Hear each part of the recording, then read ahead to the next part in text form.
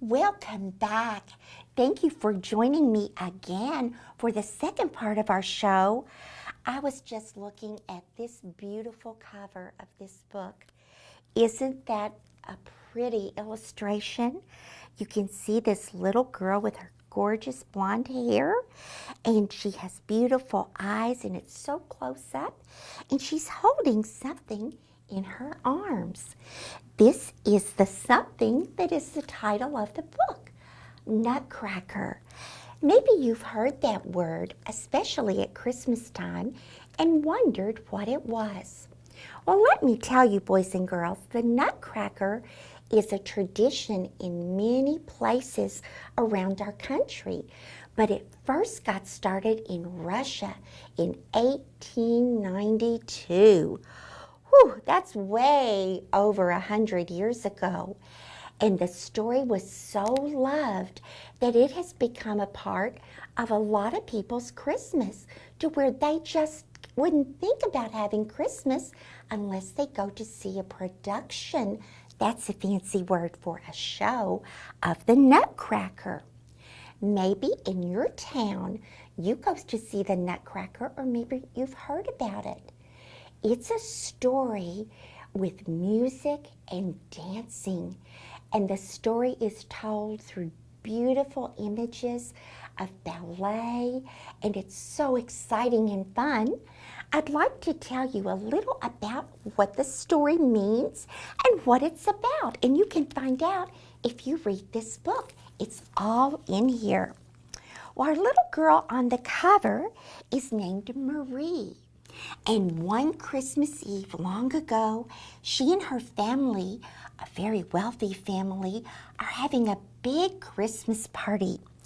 They are waiting for a gentleman to come who is a toy maker, and he's a family friend. His name sounds very strange to us. It's Herr Drosselmeyer, and Herr is another way of saying Mr., and Drosselmeyer is his last name. Here we see Marie, and she is receiving from Herr Drosselmeyer a beautiful nutcracker that he carved out of wood, and it looks like a soldier. Over here on another page, we learn about how her brother Fritz gets some toy soldiers for Christmas, and you would think they're happy, but Fritz is a little bit jealous about the nutcracker. That night, when Marie goes to sleep, some magic happens as she sleeps by the Christmas tree. And all these exciting things begin to take place. And if you go to see the Nutcracker Ballet in a live performance, you will see some of these characters. Here we see a group of toy soldiers riding horses, and they are having a battle against the mice and the Mouse King, who has 7 heads. Ew, what a terrible, terrible creature that would be. You see, even old stories can be exciting. Wouldn't that be fun to see how dancers would portray themselves as mice and soldiers, and with the battle? Oh, that would be so fun to see. And not only that, in the Nutcracker becomes a live person, like a prince. And he takes Marie to a beautiful place, a land of sweets, with cupcakes and sugar plums and delicious treats. And if you ever perform in the ballet, you might get to be one of the cupcakes or the gingerbread people, or any one of a million characters in the Nutcracker. Some children I know, little boys and girls, start appearing in the Nutcracker in their town when they're about 4 years old. They might be the part of a little mouse. And then the next year, they might go up to be a cupcake. And the next year, they are something else until they grow up to be teenagers. And each year, they participate in the ballet. What a fun family tradition. And just imagine the pictures if you were dancing in the ballet all those years and the memories you would have. I think a story that lasts way over 100 years, it would be one that you should find out about. So before you go to see the Nutcracker in person, or if you watch it on TV, you might want to read this book to learn the story with words before you watch it with music and dancers. I love this book, and I'm so glad Susan Jeffers drew these beautiful illustrations to help us learn about it. Another thing that we have to have at Christmas time, lists. Oh my goodness, mothers have lists of things they have to do. Dads have lists of chores they have to do. Children have lists of things they want for Christmas. And this little girl on the cover has called herself the Queen of Christmas. I like that idea of being a queen of Christmas. She is drawn by one of my very favorite illustrators, Mary Engelbright, and I bet you've seen her work before. Look at this little girl's Christmas list. It goes on and on and on and on.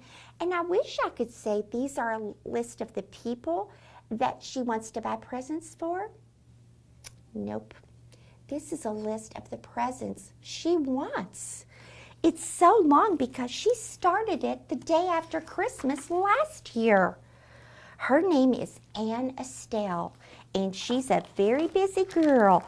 She does her shopping and looking for toys, and every time she sees something, she thinks, I should add that to my list. And now it's down to 7 days before Christmas, and her list isn't finished yet. When it's 4 days before Christmas, she goes ice skating with her grandmother. And she thinks, ooh, I think I would like a sparkly red skating outfit. So she adds that to the list. And each day she adds something new to where finally at Christmas Eve, maybe the list is finished. Here she is looking it over one more time, and her dad tells her to place the list by Santa's milk and cookies. Do you think Anne Estelle is going to receive that many presents? Well, she would have to be a very good girl, and even then, I don't know that one little girl needs that many presents. Do you think Anne Estelle is being a little selfish, wanting all those things for herself? You see, Christmas isn't just about thinking of presents we want. It's about thinking of gifts or gifts of ourselves that we can give to other people, like spending time with them, making them cookies, just having a good Christmas time together. I hope Anne Estelle discovers that about Christmas before it's too late. I don't think selfish people have very much fun at Christmas time. So please check out this book, The Queen of Christmas, to find out if Anne Estelle's attitude changes a little bit. The last book I want to share with you, of course, is a Fancy Nancy story. Here it is. And this is where I got the name of our show today, Fancy Nancy's Splendiferous Christmas. Maybe you've never heard that word, splendiferous. Well, that's because I sort of made it up. I kind of put some fancy sounding words together and came up with that. And I like it, so I'm going to start using it. You can imagine how a fancy girl like me loves the fancy time at Christmas when things start looking decorated. For instance, most of the time our home looks kind of plain, and that's okay. But at Christmas time, ta-da! Wow! We deck those halls and decorate everything. Even Frenchie and me, we are decorated, and our house has lights and a big bow on it. It's so much fun at Christmas time and a lot of work, and that's why we share the jobs.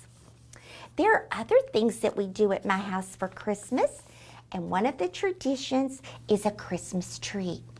Now, I'm not going to show you all of this book today. I want you to come back for another show when I'll talk about it some more. But I'll give you some hints about things that we're going to talk about in this book. There's a grandpa that we're waiting for who seems very, very slow. And there's a special tree topper for the tree that I bought with my very own birthday money last summer. I bought it special for our Christmas tree, and I know you want to see that. So come back next time when we'll share more of this story, Fancy Nancy's Splendiferous Christmas. And you know the author, say it with me, Jane O'Connor. And you know the illustrator who makes my pictures come alive, Robin Price Glasser. Just love all the things that my author and illustrator do for my stories. As always, these wonderful Christmas books have Fancy Nancy's stamp of approval. It's not too late for you to go to your library and find some books to make your holidays more fun. In the meantime, don't be selfish like Aunt Estelle. Don't be sad like Little Bunny. Think about the things that you enjoy at Christmas and think about what you can do to make someone else's Christmas happier. That's the best thing you can do. It makes you feel all warm inside, and you will have that ooh la la Christmas feeling. Keep reading. I'd like to hear from you. Write to me. When you write to Santa, drop a line to me too and tell me how you're doing. I'd love to hear from you. Thank you for coming today. Keep reading and happy Christmasing. Au revoir.